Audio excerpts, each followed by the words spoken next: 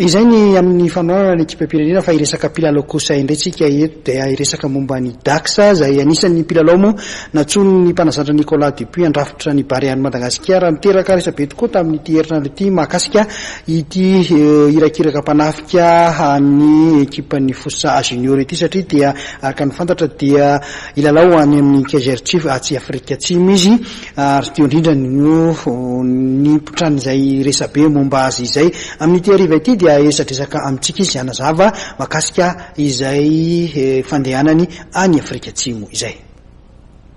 Fa nanomboka nandeha ny resaka amin'ny fanirian'ny ekipa afrikana tatsimo Kaizer Chiefs aka ny aro asin'Andre Amiradina i Daxa ilalao aminy mbola nijanona ao soindresaka fotsiny anefa izany. Misy mihitsy aza mivalandresaka nataony Daxa niaraka tamin'ny filohan'ny ligy Analamanga mba handiso izany fifanarahana teo amin'ny ekipan'ny Fossa Junior sy ny Kaizer Chiefs izany. Fantatra nefa fa nandao ny tanindrazana ny sabotsy 4 aogositra maraina teo niazo any Afrika Atsimo ity irakiraky ny Fossa Junior FC Boeny ity.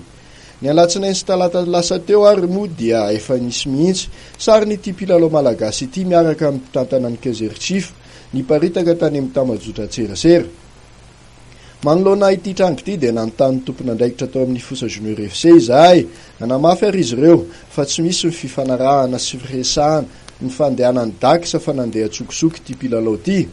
Ny Fossa Junior FC izay nisafidy angina aloha ary tsy mbola naneho ny heviny mahakasika ity fandehanan'ny mpilalaony ity. Andrasan'ny mpanaraka baolina kitra malagasy araka izany no toyany ity resaka mahakasika ny fifindran'ny Daxa any amin'ny Kaizer Chiefs ity atoato. Ny faniriany rehetra dia nilaminany zavatra rehetra mba ho tombontsoa ambonin'ny baolina kitra malagasy. Tsara manamarika fa tsy isan'ny niakatra kianja teny mamasina nandritra ny fionan'ny Fossa Junior FC Selgeco Plus i Daxa ny sabotsy heriny lasa teo. Torak'izany ihany koa dia tsy mbola tany mahajanga izy nandritra ny fionan'ny Fossa Junior FC tamin'ny Knaps androany Alahady.